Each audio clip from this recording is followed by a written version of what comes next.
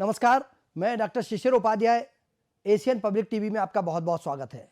आज देश और दुनिया की खबरों से हम आपको रूबरू कराएं, उसके पहले आपको हम बता दें कि देश के माननीय प्रधानमंत्री महोदय ने गणतंत्र दिवस पर आशा की है, उम्मीद की है। उनका सीधा मानना था कि हम पूरे देशवासी संकल्प लें कि हम विश्व के सबसे सफलतम और सबसे अग्रणी देशों की श्रेणी में हिंदुस्तान को, भारतवर्ष को आगे लाने में अपना जो जहां है वहां योगदान करेंगे। जनवरी को देश अपना 75वां गणतंत्र दिवस मनाएगा। अगले 25 साल आपके लिए भी और भारत के लिए भी, दोनों के लिए बहुत ही महत्वपूर्ण है।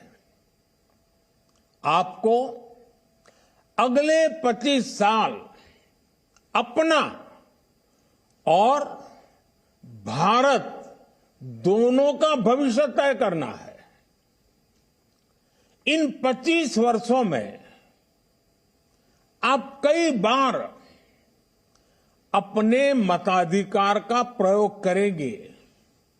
ऐसे में जिले, प्रदेश और देश के स्तर पर होने वाले सारे चुनावों में आपकी जिम्मेदारी सबसे बड़ी होगी। देखा आपने, देश के प्रधानमंत्री माननीय नरेंद्र भाई मोदी जी का सीधा सीधा मानना है कि देश एकजुटता के साथ आगे बढ़ेगा।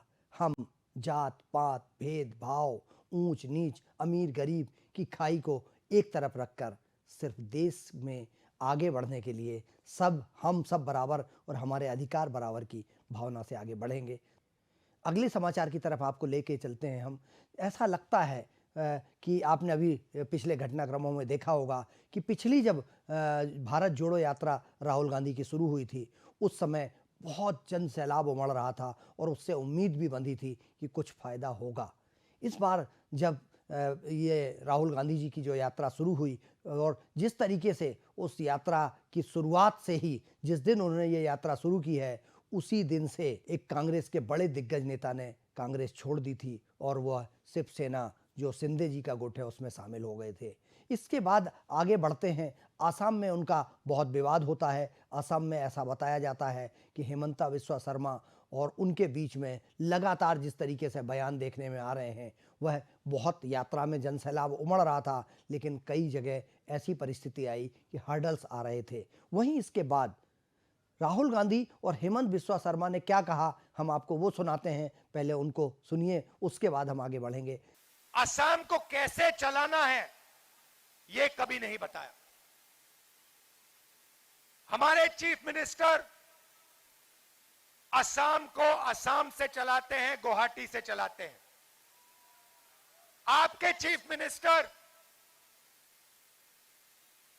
देश के सबसे भ्रष्ट चीफ मिनिस्टर हैं। क्या बोलूं, मेरा हिसाब में तो देश का सबसे भ्रष्ट परिवार ही गांधी परिवार है। हेमंत बिस्वा शर्मा और राहुल गांधी के विवाद के बाद यही यात्रा आगे बढ़ती हुई बंगाल पहुंची और बंगाल जब पहुंचती है तो उस समय वहां की मुख्यमंत्री ममता बनर्जी एकला चलो का नारा लगाते हुए अकेले चुनाव लड़ने की बात कर देती हैं। यह कांग्रेस और राहुल गांधी की यात्रा पर एक बहुत बड़ा ऐसा लगता है कि बहुत बड़ा कुठाराघात जैसा है, बहुत बड़ा ये उनके लिए बहुत एक पूरे जो इंडिया का मिशन है उसको तहस नहस करने वाली खबर थी, क्योंकि सबसे बड़ा दल अभी ममता बनर्जी का ही था और तृणमूल कांग्रेस से बहुत उम्मीद थी।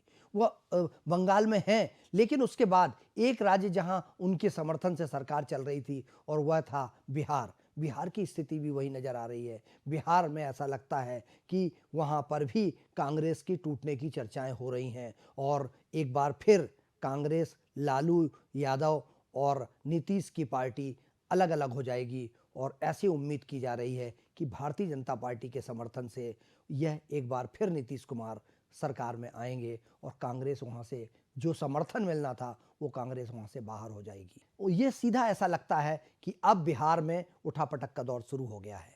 अगली खबर की तरफ चलते हैं हम। यह खबर मध्य प्रदेश से है। मध्य प्रदेश में जब से डॉक्टर मोहन यादव मुख्यमंत्री बने हैं, एक नए बदलाव की बयार चल रही है। ऐसा लगता है कि 17 साल से मध्य प्रदेश के जो मुख्यमंत्री शिवराज सिंह चौहान रहे थे, वो अब उनके जो निर्देश थे, उनके जो आदेश थे, वह अब उतने प्रभावशील नहीं रहे हैं।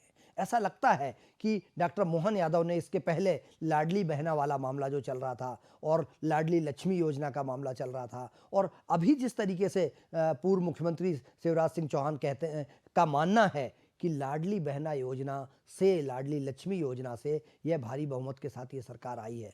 लेकिन मुझे ऐसा लगता है, या दर्शक इसको बहुत अच्छे से क्लेरिफाई कर पाएंगे, कि ऐसा अब वर्तमान में भाजपा का नेतृत्व नहीं मानता है। क्या कहा है, किस तरह से कहा है, यह हम आपको बताएंगे। लेकिन उसके साथ जो दो चीज़ें ऐसी हुई हैं, ऐसा जानकारी मिली है, इसमें कितनी सच्चाई है ये अभी पता नहीं है, लेकिन ऐसी जानकारी मिली थी कि लाडली बहना योजना में फिर से सर्वे हुआ और कुछ नाम उनमें काट दिए गए। उसके साथ एक मुख्यमंत्री से जो डॉक्टर मोहन यादव हैं, वह जो पीएससी के नए डिप्टी कलेक्टर डीएसपी थे, उनको नियुक्ति पत्र दे रहे थे, और उस नियुक्ति पत्र के दौरान मध्य प्रदेश गान में सारे लोगों को खड़े होने की घोषणा की जाती है। मुख्यमंत्री खड़े होते हैं और सबसे कहते हैं बैठ जाइए। राष्ट्रगान से बड़ा कोई गान नहीं होता, राष्ट्रगान को सम्मान देना है। और ऐसा लगता है कि 14 महीने पहले जो शिवराज सिंह चौहान जी ने कहा था कि राष्ट्रगान में भी खड़े होना है, वह अब एक तरफ हो गया है। यह हम याद करेंगे कि ये हमारा अतीत था और इसमें इस तरह की बातें हुई थी। लेकिन ऐसा लग रहा है कि शायद शिवराज की बहुत सारी योजनाओं से इत्तेफाक नहीं रखते हैं डॉक्टर मोहन यादव। एक एक करके धीरे धीरे धीरे धीरे जो उनकी मंशा है या केंद्र की मंशा है, उस हिसाब से काम आगे बढ़ रहा है। हम अगली खबर की तरफ चलें, आपको बताते चलें कि अब की बार 400 पार का जो नारा देश के प्रधानमंत्री मोदी जी की इच्छा है कि 400 की कंफर्ट में जो मेजॉरिटी है उसके साथ सरकार में आए, उस दिशा में आगे बढ़ते नजर आ रहे हैं। बहुत इंडिया गठबंधन की जिस तरह से बात चल रही थी, इंडिया गठबंधन की जब बात हो रही थी, उस समय ऐसा बताया जाता है कि इंडिया गठबंधन की कई मीटिंगें हुई थी और उससे भाजपा को लगा था कि अगर ये इतने सारे दल एकजुट हो जाते हैं तो भारतीय जनता पार्टी को नुकसान हो सकता है।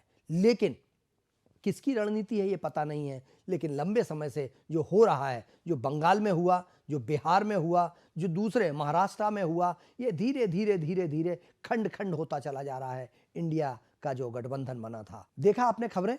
क्या लगता है आपको कि देश की राजनीति बदल रही है, देश की मनस्थिति बदल रही है, या नेताओं की मानसिकता बदल रही है? सत्ता के लिए कुछ भी कर सकते हैं, सत्ता जहां है वो बिल्कुल पाक साफ है, और अगर वो सत्ता से बाहर होते हैं तो जंगल राज है, भ्रष्टाचारी है, बहुत सारे आरोप प्रत्यारोप लग सकते हैं। देखना यही होगा कि ये जो नया मामला चल रहा है इसमें क्या होता है। हम आपको समय समय पर अपडेट देते रहेंगे। बने रहिए एशियन न्यूज़ चैनल पर।